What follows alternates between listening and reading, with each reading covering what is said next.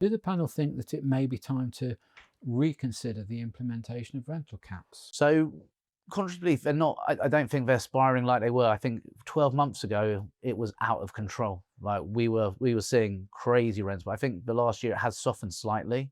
I think people have just realised they can't afford it, because the problem with rentals is, everyone wants a rent insurance policy, but God forbid they have bad tenants that they can claim.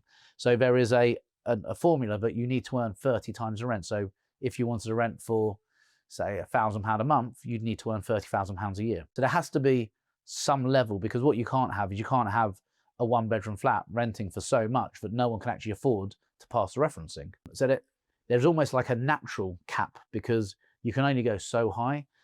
I've always said, and I don't know if I've said this before on your program, but rentals is a real science. It's a really easy job, but we make it look really hard. But if something's worth £1,000, everyone knows it's worth £1,000, and the landlord wants to charge 1,200.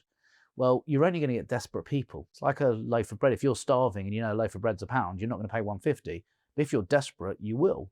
And what a lot of landlords do is, by overcharging for rents, they end up with bad tenants. Because when you're a lawyer or a banker or a good person, a school teacher, someone with a good income who can show good history, you'll be like, well, I'm a good tenant, I'm not going to overpay.